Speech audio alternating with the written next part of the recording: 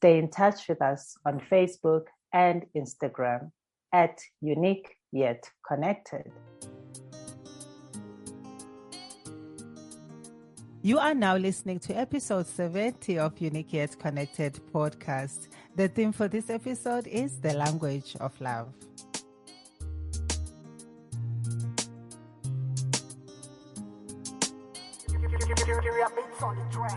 If your primary love language is a word of affirmation and your partner's is physical touch, no matter how many times you will say to him that you love him, it will not make him feel loved by you if you never hold hands with him.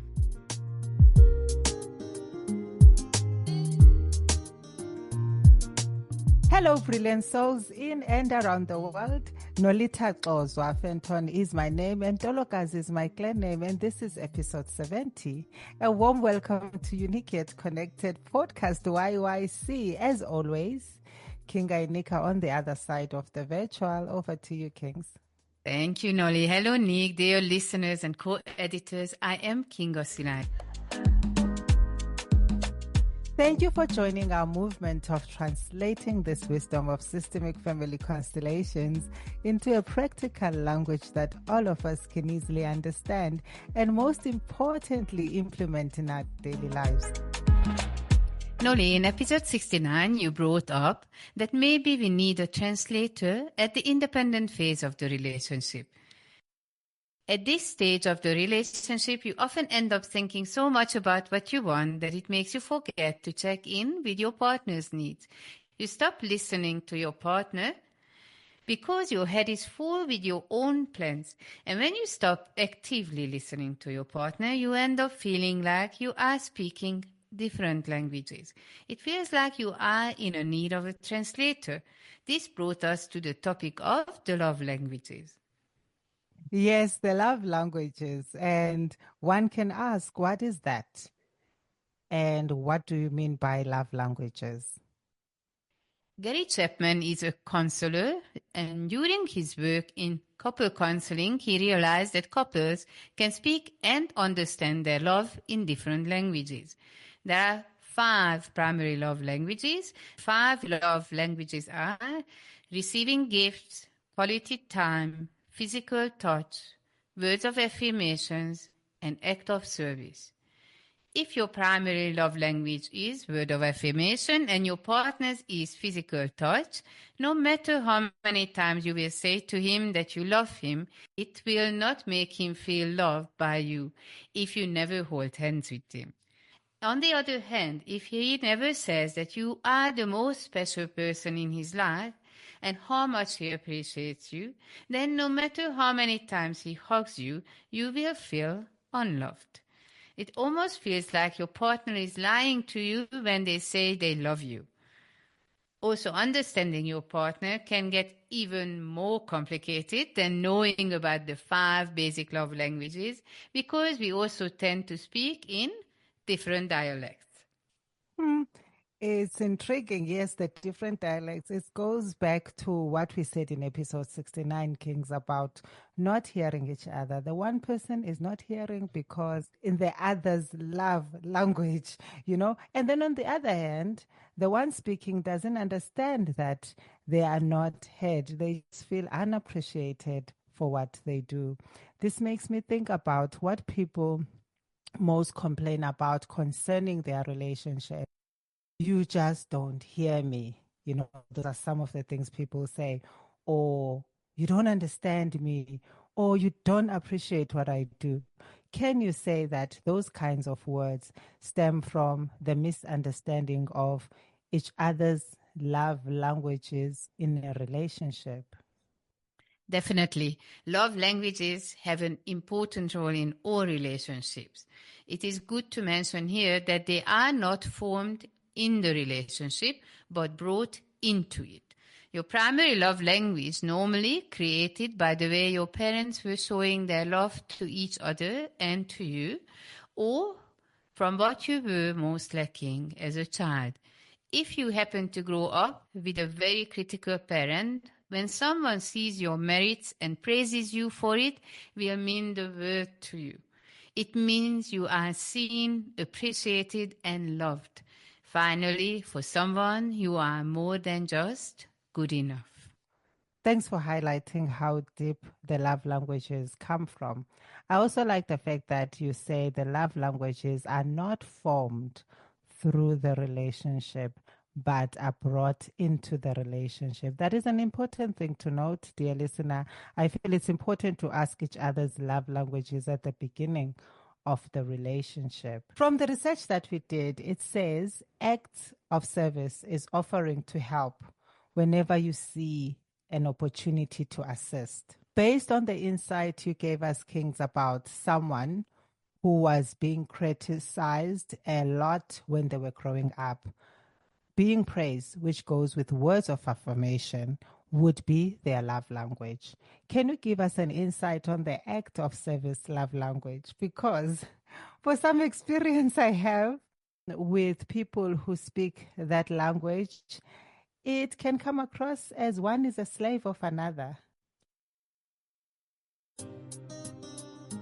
Hello, beautiful souls. I'm Nolitha. And I am Kinga. Join us for a transformative experience, the Womb Goddesses Circle, with Unique Yet Connected. If you are seeking healing from trauma or craving balance and connection, this event is for you. We'll guide you through meditations, energy work, and practices to gently release old wounds and restore harmony. When your womb space is balanced, everything else falls into place. Experience greater well-being and deeper self-connection. Join a safe, supportive circle of women on the same journey. Don't miss out. Check the caption for our next date and click the link below to explore more. Spaces are limited. Book your spot today on our website for a circle of healing, sisterhood, and transformation. We can't wait to hold space for you. Let's reconnect with our womb wisdom together. See you there. You are still listening to episode 70. The theme for this episode is the language of love. Remember, when you comment, ask questions, like and share our content and links, you help us grow and change lives together. Like us on Facebook and on Instagram.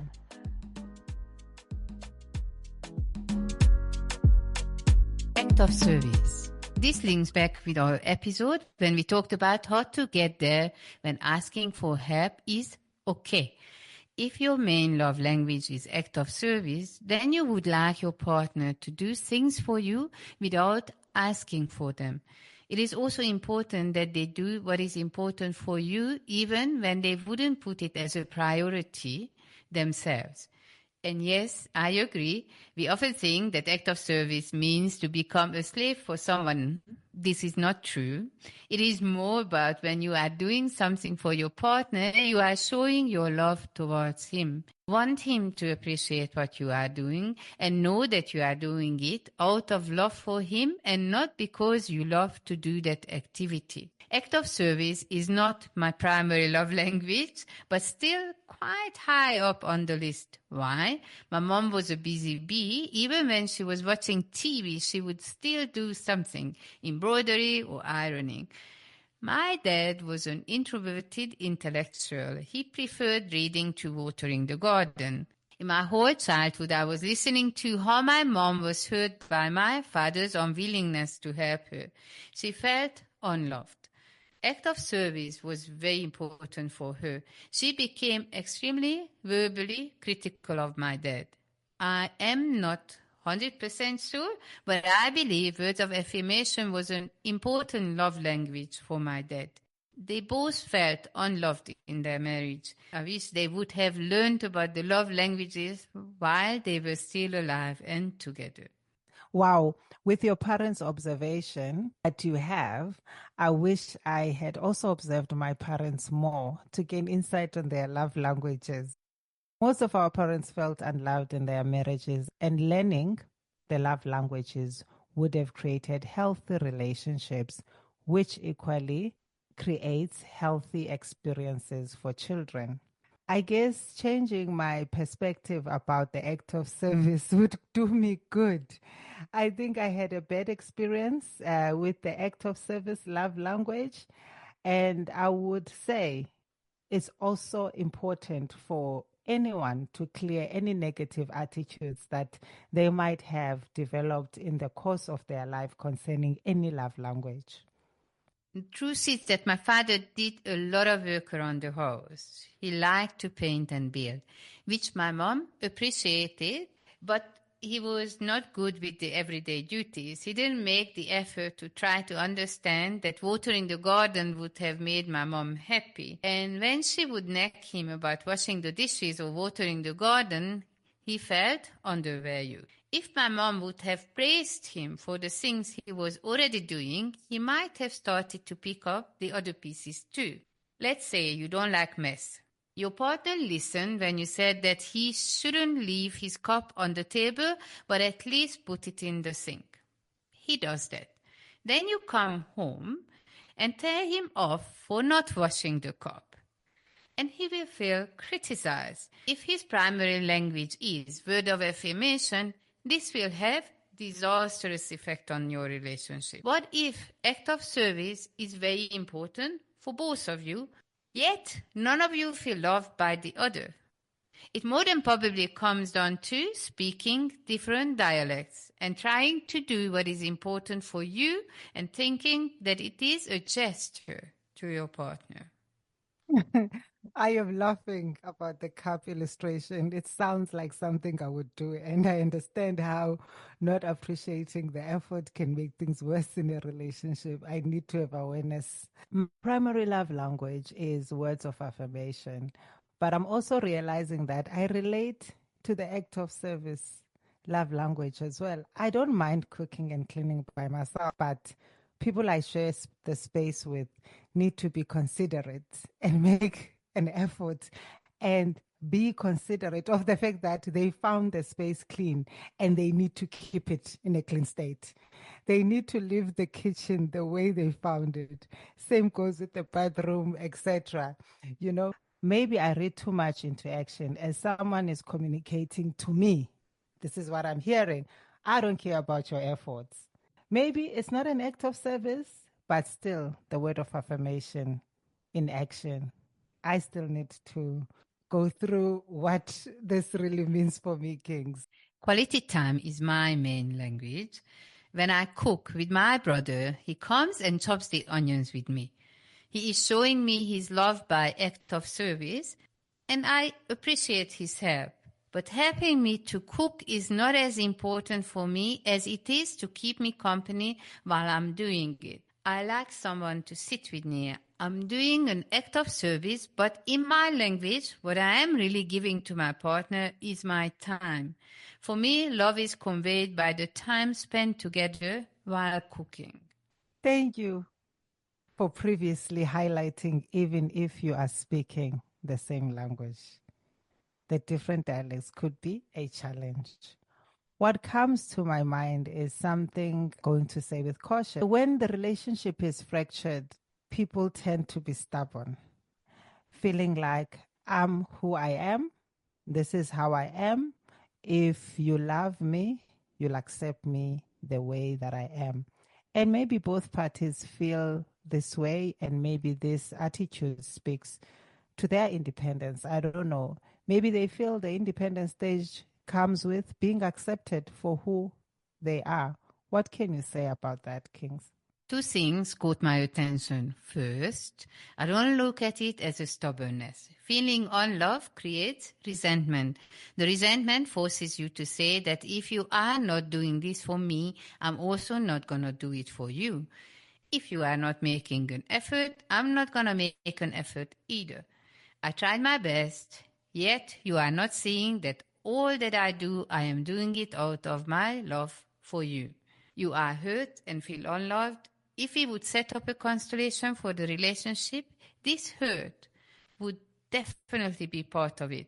The hurt itself becomes its own entity in the relationship, and it needs to be transformed into something that bonds from the thing that separates you and your partner. Second, you said in a relationship you are who you are and you are doing what you are doing and vice versa with your partner. Your partner is expecting you to change the way you are, but you believe he must make the effort to change. I agree.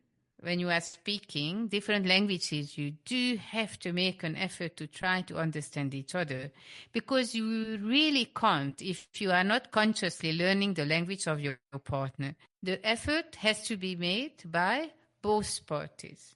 When only one person tries to speak the other's language, it will not work in the long run.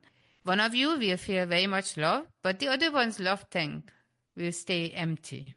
Love tank is where you store the moments you felt and feel love. It is important to know yourself first. What is your love language? Do the test to find out your love language. Ask your partner to do his. Talk about your results. Learn about the needs of the different languages. Now personalize what you have learned. Now that you have all this information about your own languages, translate it to your own dialect. In what ways can you feel your partner's love tank? In what ways can he feel yours? The stubbornness comes from feeling hurt and unloved. I like that so much, Kings.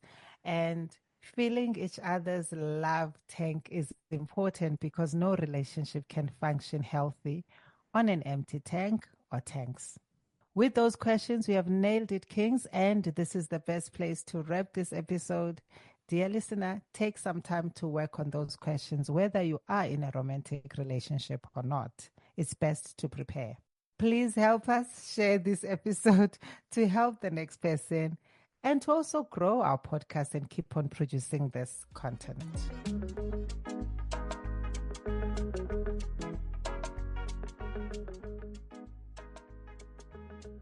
Thank you for your contribution in helping us to be chosen into the top 10 South Africa Family Podcast by FeedSpot. Join our monthly virtual connection circle every first Tuesday evening of the month. To receive your link, subscribe on our website www.uniqueyetconnected.com or check for updates on our socials at uniqueyetconnected. In the next episode, we will still explore the natural stages of a romantic relationship and still looking at the independent stage.